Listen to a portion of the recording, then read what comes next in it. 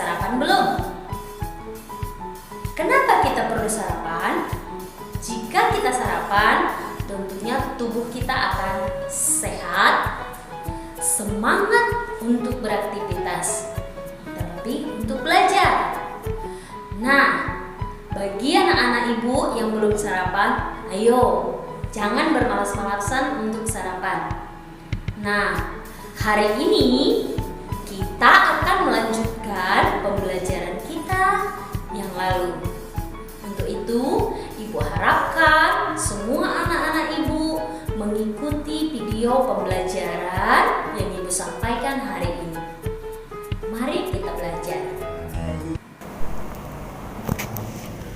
Hari ini kita masih belajar dengan tema hidup rukun, subtema hidup rukun di tempat bermain. Tujuan pembelajaran dengan mendengarkan video pembelajaran yang disampaikan melalui Google Classroom, siswa mampu menuliskan kalimat tanya dan menuliskan kalimat permintaan maaf dan tolong.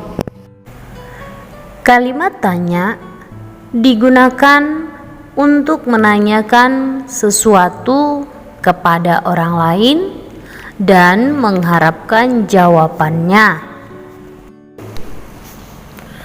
Ada beberapa contoh kata tanya. Yang pertama, siapa? Kata tanya siapa biasanya digunakan untuk menanyakan nama. Contoh, siapa namamu? Yang kedua, kapan? Kapan digunakan untuk menanyakan waktu. Contoh, kapan ibumu pulang? Yang ketiga, kata tanya di mana, kemana, dari mana. Kata tanya ini biasanya digunakan untuk menanyakan tempat. Contoh, di mana kamu tinggal? Di mana kamu tinggal? Kemudian, kemana kamu akan pergi? Kemudian, dari mana asalmu? Berikutnya, kata tanya berapa.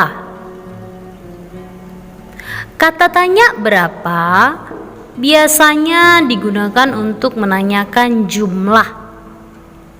Contoh,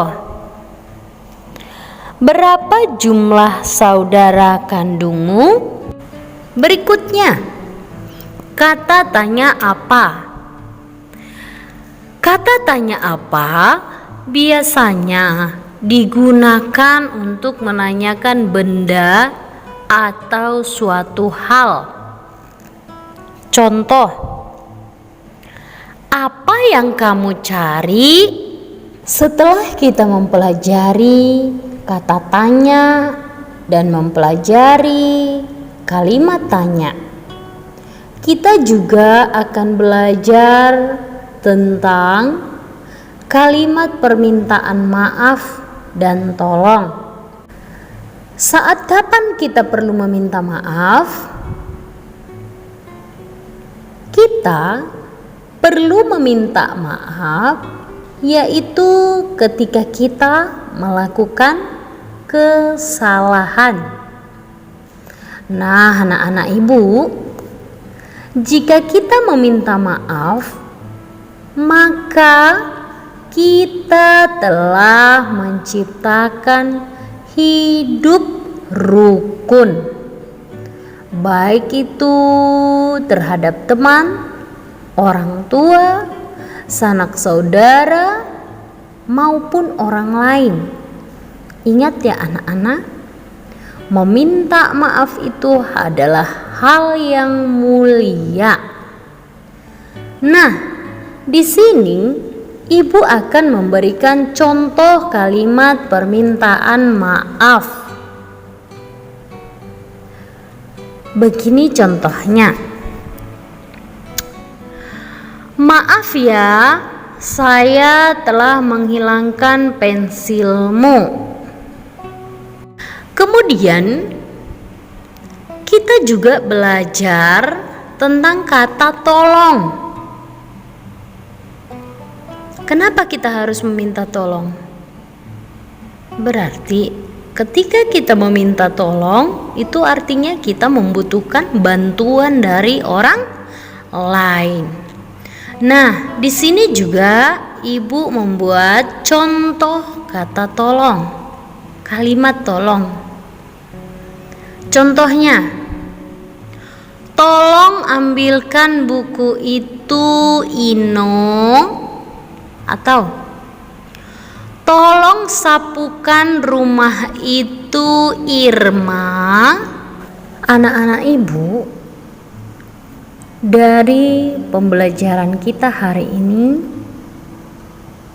ibu sangat berharap kalian semua dapat memahami apa yang sudah ibu ajarkan, yaitu tentang mengenal kata tanya, membuat kalimat tanya, membuat kalimat permintaan maaf, dan kata tolong.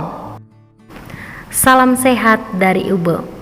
Sampai jumpa di video pembelajaran berikutnya.